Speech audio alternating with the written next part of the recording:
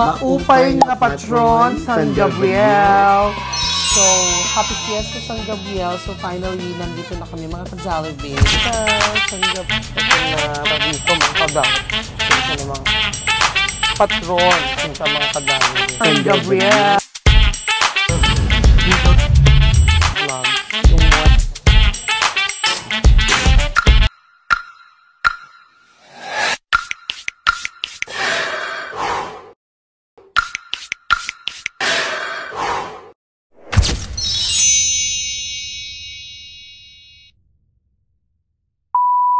Yes, hello. Good morning. Ay, actually, hindi na good morning mga ka-Jollibee. Mag-aalas 2 na ng tanghali. And it's fiesta day today. Happy fiesta, San Gabriel. Barangay San Gabriel. So mga ka-Jollibee, pag-uwi namin kagabi ni Kuya Arnel, quick recap lang. So, pasensya na hindi na ako nakapag-outro kagabi kasi super pagod kami ni Kuya Arnel. So, pagkatapos namin naligo, buti nakapagpatuyo na kami ng buhok, settle down. Nakahiga na lang kami, kumbaga nagpapaantok.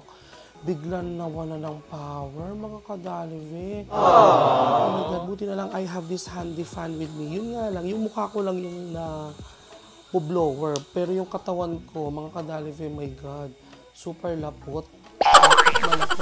Malapot. So, meron kasing scheduled brownout today. Actually, doon sa barangay ni Nabes ngayon, walang power. Nakaka-power pa lang at around 6 p.m. Parang mga ganun. So, ayun. So, we decided na mas pumunta kami ng medyo late na ni Kuya Arnel kasi at least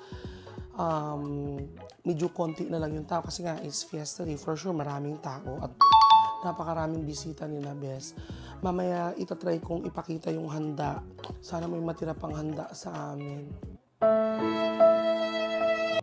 Kung wala, magka-cup noodles na lang kami. So anyhow mga ka-Jollibee, see you later. Sama namin kayo today. Bye! So hello mga ka-Jollibee. So ito na, papunta na kami kina Bes. So, ayun, dapat dyan ka bumili ng tinapay, oh. So, papunta na kami. Ayan. Kadaya, pauli mo, papa. Ang ganda, oh. Yun. So, nandito pa kami ngayon sa city. So, papasok na kami yan sa barangay. Actually, parang hindi ko sure kung pang ilang barangay yung kinabes. Panghuli or what, or alam ko nga parang panghuli sinabes eh. Basta medyo malayo. So, ito mga ka-Jollibee. Ano pa rin ito? Kung wala kaming sasakyan ni Kuya Arnel dito, my God, for sure yan yung mga sasakyan namin, no? Yung mga ganyan na tricycle, yeah. So, buti na lang, meron, si Bes, bumili siya ng sasakyan dahil alam niyang kami ay parating. Para maging komportable ang aming stay detail. So, mga ka-Jollibee, ayan na. Ito na yung papasok sa barangay ni Nabes. So, kita niyo yung mga bundok-bundok doon. Doon kami pupunta doon. Sa dulo ng walang hanggan. Ayan. Siguro mga mga ka-Jollibee. Hindi ko sure kung ilang minutes din itong amin. Mga ganun, mga 25 to 30 minutes. Yan na, papasok na kami. Ito na, papasok na po tayo sa mga bundok, sa Kakahuyan, Katulad to, mga ka-Jollibee, may mga areas or part dito na, yan, katulad niya, nakikita nyo, maganda yung kalsada nila. Pero may mga lugar na kung saan hindi pa sementado yung kalsada. Ayan. Mga ano din dito, mga naglalakad na yung iba, mga walang tsinelas. Kagabi mga kadalive, as we go home ni Kuya Arnel, may isang lalaki dito. As in, wala siyang tsinelas, wala siyang damit. Yung buhok niya, ang haba ng buhok, tapos nakatakip sa mukha niya. Tapos may mga bit-bit siyang something sa kamay niya. So, natakot kami kasi imagine mo, in the middle of the night, like 12 in the midnight, may makakasalubong ka pang mga ganon. Siyempre, dinalaw tayo ni takot Diyos ko. At iniisip namin, pero ang ganda dito, mga kadalve. Ayan o, tingnan nyo. Napaka-fresh din ang hangin. Minsan, kahit anong gawin mong sunblock dito, dahil nga, yung hangin at saka yung sikat ng araw, talagang mangingitim at mangingitim ka. Pero it's okay dahil part yun ng ng ating journey. Grabe ayan, tingnan nyo mga ka-Jalve. Tingnan nyo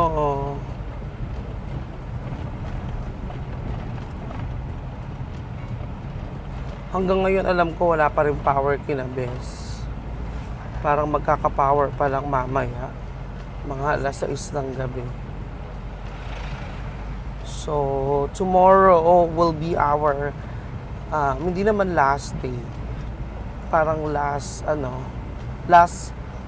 full day. Kasi, 27 na ng madaling araw, like alauna, luluwas na kami Patacloban kasi medyo matagal yun, like mga 4 to 5 hours yung biyahe. Ang flight namin sa Monday ay 8 a.m. So darating kami ng Manila at around 10. Kadalive, ang ganda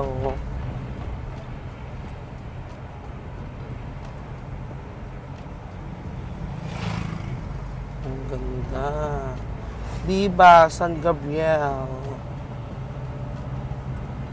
Ang sabi ni Bes, ngayon daw naglitsyon. So, hindi na namin nasaksihan ang paglilitsyon for sure. Kasi for sure, umaga pa lang sila naglilitsyon. At sana matikman namin yung cassava cake na ginawa ni ng mother kagabi. Dito kami galing kagabi, kahapon, mga kadalive. Doon kami galing kahapon.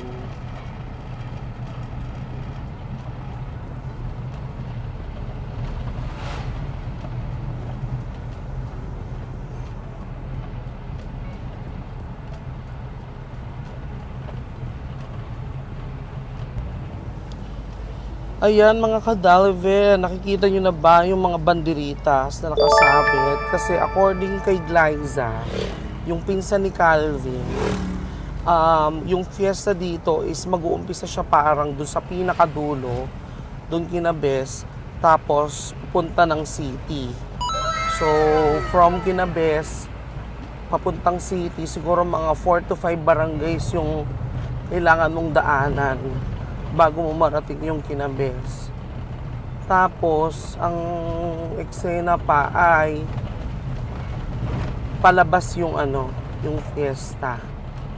So, parang mag-umpisa, kunyari, mag-umpisa sa Barangay San Gabriel. Tapos, susunod naman yung Barangay San Vicente, Barangay Santa Cruz, Barangay de la Paz, Barangay del Carmen, mga ganon. Until ma-reach yung City of Borongan. Yan, mga ganon. Yan. Kita nyo ba, mga kadalive, kung gaano kalayo.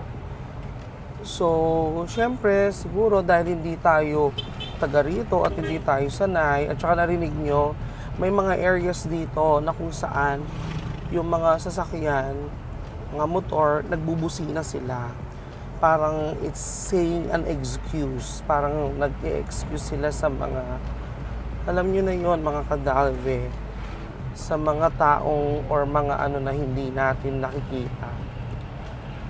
Nagpapasalamat kami ni Kuya Arnel kasi hanggang ngayon ay hindi pa naman kami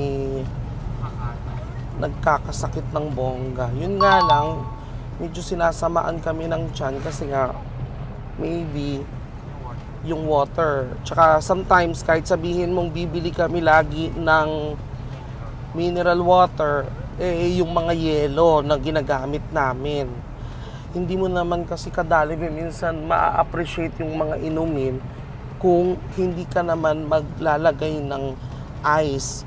So, ang ginawa na lang namin, salamat ulit kay Dapoy and kay Clysa, nakapagpabili kami ng Ursiflora sa Mercury sa bayan. So, ayun. Ayan o. Mga kadalve, minsan parang iniisip mo, walang katapusan yung pinupuntahan mo. As in, sabi ko nga kay Kuya Arnel, parang ito lang yung isang lugar na kung saan hindi ako nasasanay na malapit lang pala, mga ganon. Parang as for me, malayo talaga. So, nagpapasalamat din ako kay Lord kasi sa awa ni Lord, hindi kami nasisiraan pati. Kasi Diyos kung masiraan kami, hindi namin alam ang gagawin. Tsaka hindi, mga kadalve, gustuhin mo man humingi pati ng tulong, wala ka rin mahihinga ng tulong kasi katulad dito, pag nakapasok na kami dito sa lugar ni Nabes, yan, may barangay Siha, yan. Pag nakapasok na kami dito sa barangay ni Nabes, or dito sa papasok dito, wala nang signal. So, ang may signal lang talaga is sa city. Mga kadalve, tignan nyo, oh. Nakikita nyo ba yan? Hindi mabigay ng camera ang naibibigay ng naked eye. Kasi talagang sa naked eye ma-appreciate mo talaga siya. Pero ayun, ganun pa man. Ito yung best na pwede kong ma-share at maipakita sa inyo. Yan.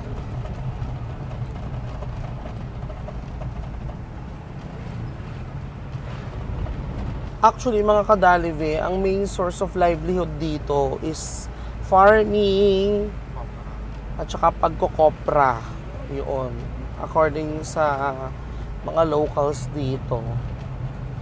Yung iba din, of course, with the advent of technology, na rin sila. Nagagamit na rin nila yon.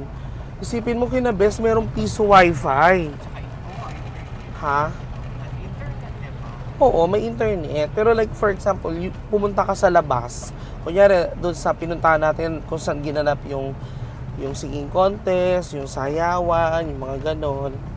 Pag nasa labas ka, syempre diba, dahil nga walang LTE, walang 5G, walang signal, merong piso wifi.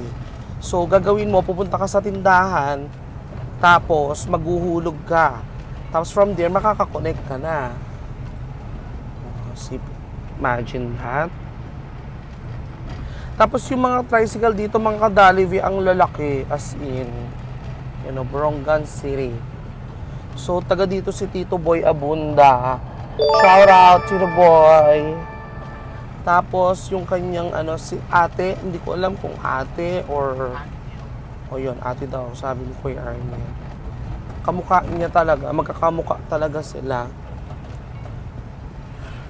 May picture dito siya eh. Mamaya try kong ipakita sa inyo. So ito na mga kadalve, papasok na tayo sa Nabes.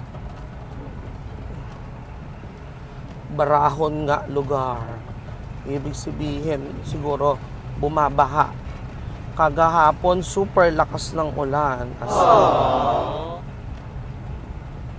Tignan nyo, nakita nyo ba yan? Yan. Puro bundok. Yan. Yan o.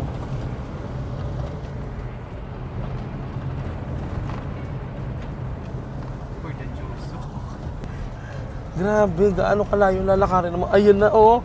Ayun na, mga nagbabalot na sila. Kita mo? May mga dala na silang mga styrofoam na lalagyan ng food. Bridge, malapit na tayo. Bridge over troubled water. So, ito na, malapit na tayo mga ka-Jollibee. Malapit na tayo sa barangay ni Bes.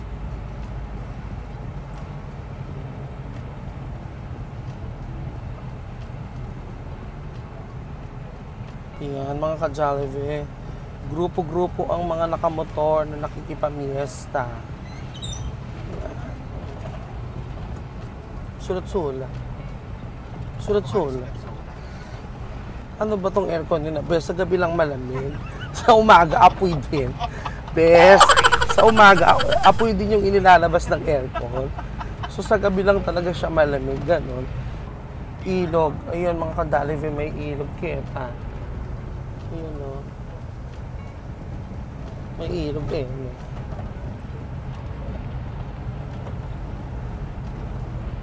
Ito na tayo kina Bes. Finally. Ito naman magbola naman kini. Atin ako rin. Ay, wow. Slowly, slowly. Paakyat to. Congresswoman Maria Fe. O, diba? Kamukhang-kamukha ni Tito Boy. So, ito na yung bahay ni Bes. Diyan ako lagi nagpipictorial, mga ka-Jollibee. And so, kini ka na mo. Yan. So, andito na kami.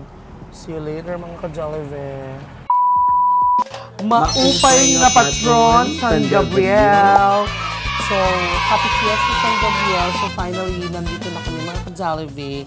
At ito ang isa sa mga highlights ng fiesta, of course. Ang food! Tignan nyo naman. So, best can we... Actually, anong oras na? Mag-alas 2 na. Pero hanggang ngayon, hindi pa rin tapos magluto. Yung mga cook nyo. Oo. Ang mga niluluto pa doon ay... Nagki-crispy pata pa. Chop suey. Chop suey. And then... Kasi yung binili pa nating shrimp nung isang araw. Yes. Kasi Kuya Arnel ang magluluto. No? So, best can you please, explain to our mga ka-Jollibee or yes, ipakilala mo yung mga food natin ngayon? Ito, you already Tasted this last night. This is hamonado. Yes. This one. And of course, lechon. Tingnan mo naman. Dalawa lang kaming kakain. Dalawa lang silang kakain ni Kuya Arnel Yes, pala. pero isang timba ang lechon. Isang timbang lechon. Ito ang yung mga madalas sinasharon, yes, of no? course. Shanghai. Lumpiang Shanghai. Sisig. Of course, hindi mawawala ang diwata. Fried chicken. Ito ay menudo. Ang embutido na ginawa ni Kuya Arnel. Yes. Cassava cake na binake ng nanay ko with the help, of course, ng kanyang of the extremely magnanimous Kuya Arnel. Our chef. And ang members ng San Gabriel Cooperative Channeling. Anong San tawag Gabriel Women's something. San Gabriel Women's Cooperative Group. Something. And then ito... What is this one? I don't know what that is. It's a gado. No, it's not igado. It's gisado. Gisadong meat, karne. Ayan. Ayan ang food na sinerve namin first batch because later... We still have another Yes, we still have batch. yung shrimp na galing sa gubat, na malalaki. Yes. Yung crispy pata, yung gulay. Chop suey. And then we're gonna have some dessert later. So, Yes. tignan muna natin ang ating first batch. Yes, kakain muna kami mga ka-Jollibee. So, samahan nyo kaming kumain. Okay? So, dyan muna kayo. Bye!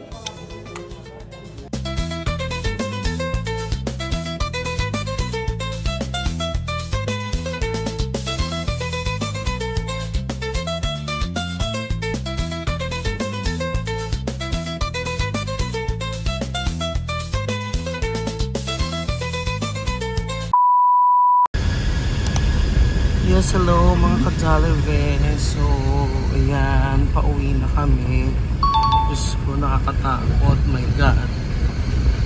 Baka any monument. Legal film, something. Pauwi na kami mga ka-Jollibee. Pabalik na ulit kami ng Siri. Yan. Tapos na ang fear. So mga kadalivea, may nadaanan kami mga nagsasayaw-sayaw. Ayan. Ayan. Ayun. Yung kuratsa din, Kuya Arnel. Special kuratsa. Ang kusina tama. Ayan. Thank you. Special kuratsa. So mga kadalivea, nandito kami ngayon sa ano. Ano pangalan to, Kuya? Bye-bye. Bye-bye Boulevard. Yan. Isa magpag-time na rin. Wow, magpag-trap yan. Yan. Puntahan namin yung mga kadalivea. Yes, hello mga kadalivea. So, good evening. So, after natin dun sa Fiesta Kinabes, dun sa barangay nila, naisipan naman namin ni Kuya Arnel to pumunta dito sa Baybay Dagat. So, ito yung ano, yung ipinakita ko sa inyo nung mga nakaraang vlogs, yung morning na dumating kami, dito yon. Ito yung Pacific Ocean. So, itong isang buong stretch na to, nagbibenta sila ng mga pagkain. Ayan, Kuya Arnel. Kuya Arnel na to, oh. Kuya Arnel, come here. Ayun yung sinasabi ko sa inyo mga kadalivea, oh. I-zoom mo siya, Kuya Arnel. Yung sinasabi ko merong piso wifi. Ayan, oh. Kita mo? Yan. So, ayan. May mga nagtitinda dito ng barbecue. Merong ribby. Yan, oh, Kuya. Ito, Kuya Arnel, oh. May mga nagtitinda-tinda dito ng barbecue. Tapos dito, meron din dito. Meron mga nagtitinda ng silog-silog, Kuya Arnel. Ayan din, oh, Kuya Arnel, oh. Mga ano ba yun? Yung mga meals. Mga ganyan, oh. Sizzling chicken, sizzling pork chop. Tingnan natin kung magutom tayo mamaya. O-order tayo. Parang gusto ko pang kumain. Nabusog naman ako mga kadalivea, don't get me wrong ha. Kuya, dito ka sa harap. Mga kadalivea, don't get me wrong ha. I mean, syempre nabusog naman ako dun sa kinain namin kinabes. Pero syempre, gusto lang din namin mag-try ng ibang mga pagkain pa. So, ito, isang buong stretch siya. Maraming mga kainan pa doon. Pero hindi ko lang alam kung bukas pa. So, ewan ko, for some reason, walang masyadong tao ngayon dito. Kasi siguro dahil fiesta, no, Kuya Arnel, everyone is so busy na, syempre, napagod na sila for handaan. Yung iba naman nalasing na sa inuman. So, ngayon, mga kadalivea, ito ang ano, yan yung Pacific Ocean. Yan, no? Naririnig nyo ba yung hampiyas ng tubig nung alon? So tomorrow, pupunta kami dito ni Nabes kasi tomorrow is a Sunday, May 26. Ang pupunta namin yung isang batis. Ganon. Tapos, doon kami until hapon. Tapos sa hapon, pupunta kami dito ulit sa city para pakita namin sa inyo to. Itong Pacific Ocean. Yan daw, Pacific Ocean na daw yan, sabi ni Bes. Grabe, oh. Grabe, Kuya Arnel, yung hampas ng hangin. Nung alon, naririnig mo ba? No? Ang lakas. So, yun mga kadalivea. So, dyan muna kayo. Hahanap muna kayo makakainin ni Kuya Arnel. Bye! Ito. Same lang. So, mga kadalivea, nakadaan kami dito. Sabi niya, oh, try me, fried station. Pabili ka kami isa. Tsaka isa. Ito ay, ano, chicken. Ano to, Kuya? Intestine, breast, legs, wings. Ito daw chicken back. So, tikman muna natin siya. Kung masarap, Kuya Arnel. At saka yun, so mga kadalivea, titikiman ko siya kung masarap siya. Doon may chicken naman kinabes, diba? Pero wala lang. Sabi niya kasi, try me. O, di try natin. Kaya ano, sarap ko. Tignan mo.